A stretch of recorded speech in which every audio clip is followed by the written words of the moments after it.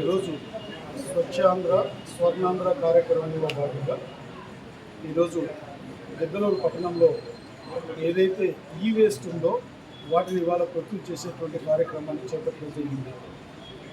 ఈ కార్యక్రమం ద్వారా ఏదైతే మనకు టీవీలు కానీ, కంప్యూటర్లు కానీ, కరెంటు తీగలు కానీ, కరెంటు వైర్లు కానీ, ఏదైనా వీటి ఈ వేస్ట్ ఏదైతే ఉందో వీటన్నిటిని కూడా మన వాళ్ళకి ఏదైతే నగర పంచాయతీ వాళ్ళకి అందజేసినట్లయితే వీళ్ళు ఇక్కడి నుంచి దీన్ని తీసుకొని మరలా పైకి పంపించి దీనికి సంబంధించినటువంటి ఏజెన్సీ ఎవరైతే ఉన్నారో వాళ్ళ ద్వారా మరలా ఉపయోగపడేలాగా చేసేటువంటి కార్యక్రమం ఈరోజు స్వచ్ఛాంధ్ర స్వర్ణాంధ్ర కార్యక్రమంలో చేపడుతుంది.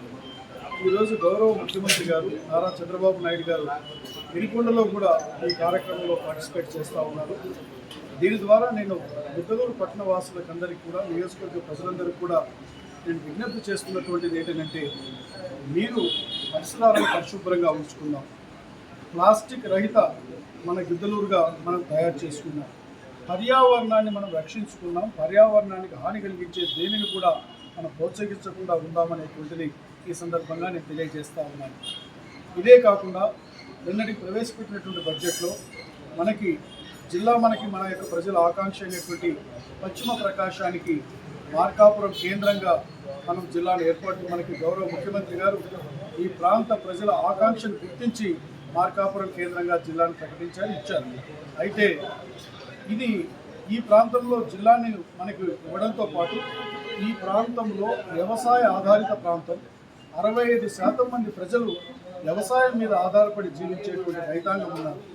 వీరందరూ సంతోషపడాలి అనంటే, ఈ ప్రాంతం సుభిక్షంగా ఉండాలి అనంటే వెలుగొండ ప్రాజెక్టు ద్వారానే సాధ్యం.